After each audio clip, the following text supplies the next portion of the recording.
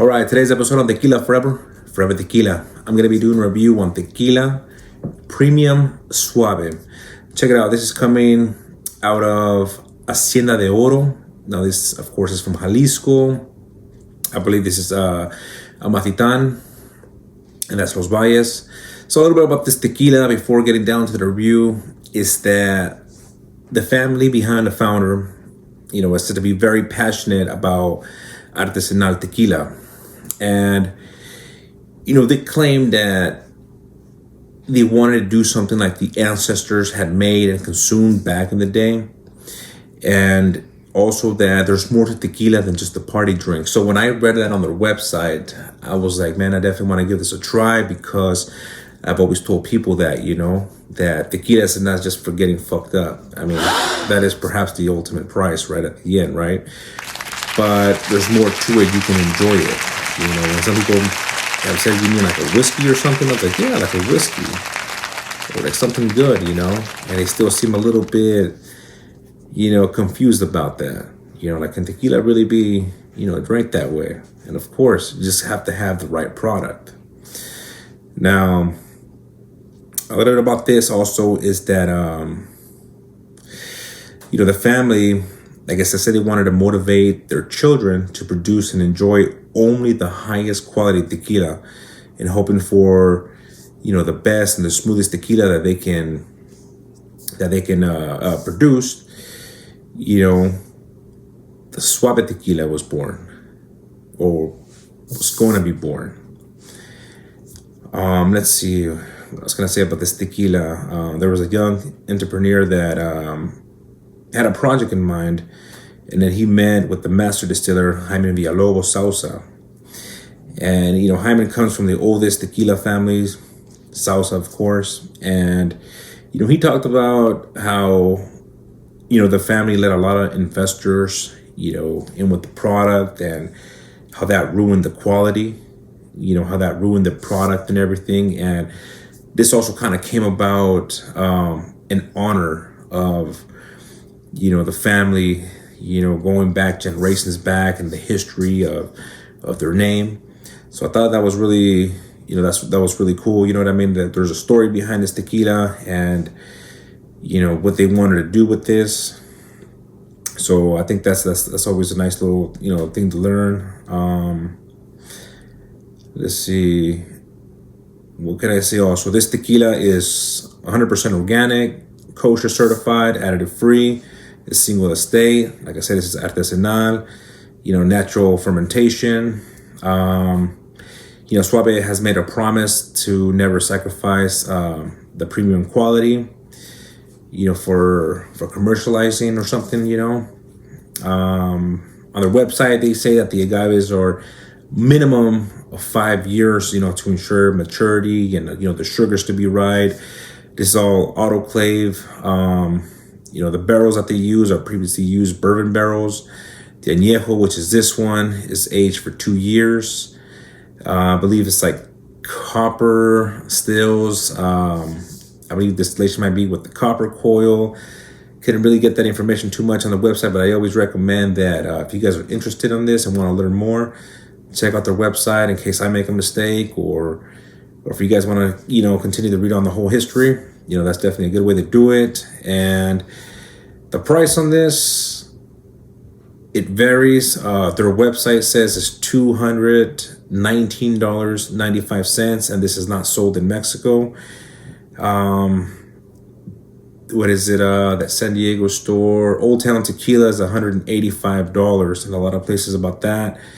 Lowest I've seen it was sold out, was $75. What I paid for this was $77.99, and this is the type of tequila that you don't find everywhere. It's pretty rare. Maybe other cities, other states, I don't know, maybe it's easier to find, but I don't really see it on the shelves, And don't mistake this for like Suavecito or these other ones. This is Suave Premium or Premium Suave. Like I said, the nom number is 1522. So all right, so let's go ahead and get down to doing this review. I've had my eye on this tequila. Oh, look, it's nice. It's in this little spin cap instead of port. I had my eye on this, and I was kind of trying to figure out, if those prices were accurate. And from what I'm looking online, it is pretty expensive. So, all right, let's get down to finally doing this.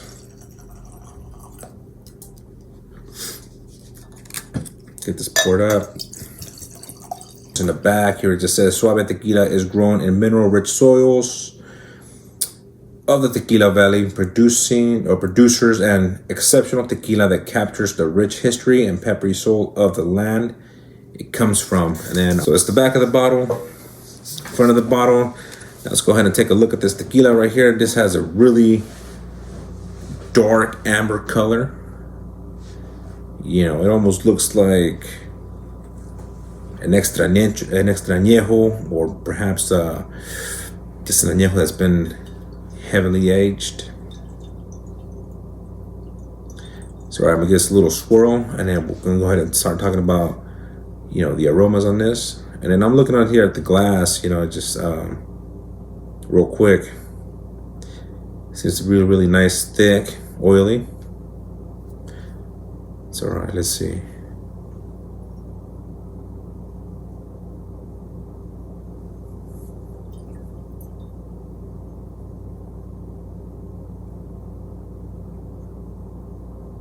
Wow. So this tequila, I'm saying, when you smell it, I do get the agave right off the top. So the agave is present. That's always a good thing. I always want that. I know some tequilas can be, heavily aged, and they lose that, or it's like far in the background. But this one, I'm picking it up front.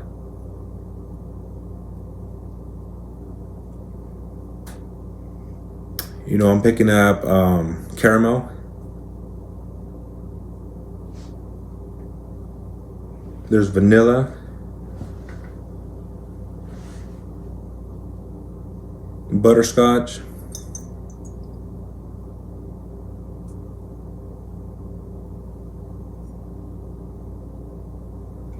There's also honey, some roasted nuts. I think I'm picking up maybe like some cashews, or perhaps like, some roasted almonds.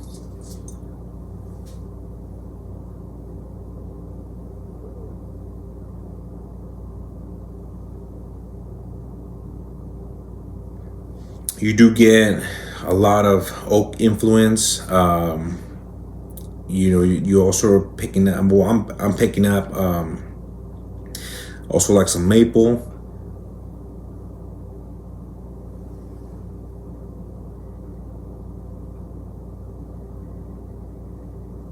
There's they were like, I think they're called their Machianos or Marciano cherries.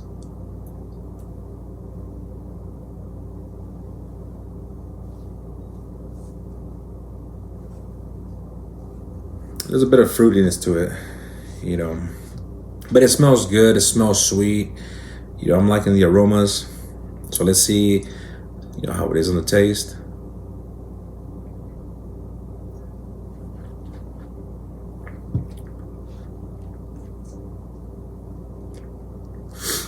Okay. It's not the first sip of the day. But it's the first sip I'm having. It's the first time that I'm trying it. I just had some Blanco. So let me go ahead and give this another sip. And then I'll go ahead and start talking about the taste, and I'll be giving my personal opinion on this tequila.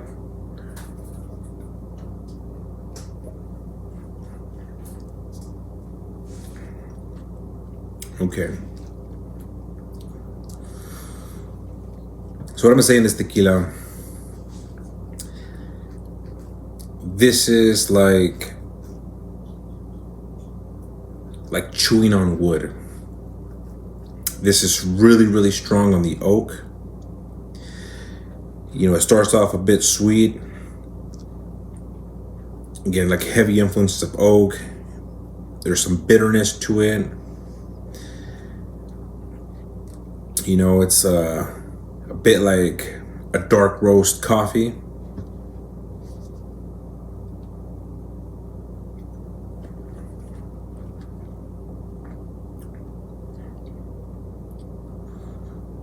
You know, I do get a little bit of the agave. I would say that this drinks more like a bourbon.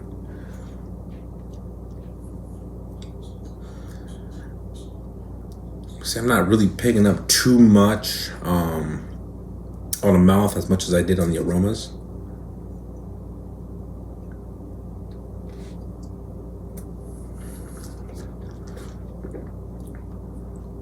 I would say it's a little bit, I do get a little bit of a spice to it. Perhaps it's the barrel spice that I'm picking up a little bit on it. So I would say it's heavy on the oak. You know, it gets a little bit like a coffee, some bitterness. You know, maybe some cacao or like some really dark chocolate. And, you know, it gives like an aftertaste of like, the aftertaste would be like when you just finish eating some chocolate, you know, and then like a little bit of bitterness after you finish a coffee, you know, with no sugar, no cream, just straight black. So, my personal opinion, I think on this tequila, I like the taste. But as far as it would go, rating it as a tequila, as far as when it comes to balance, I would say that I would give this, and this is also considering the price, what I paid for it. I think that I would probably give this like a 83 or 84. If I were to pay the $200 plus, I think the rating would be a lot lower. I think I do like the taste, but as far as it goes as a tequila, I think I would expect more agave for an añejo like this, you know what I mean, instead of like really heavy oak. But if this was an extra añejo that was aged, you know, like 4 years, then it would be completely different. So as far as it goes to recommending this, I would only recommend this tequila if, you know, you like bourbon or you like really strong, heavy flavors of oak, you know, dark chocolate, you know, those kind of things. Then I think that this tequila would be perfect for you. But if you're looking with a tequila that has plenty of agave, or even a tequila that has complexity to it, this is not going to be it.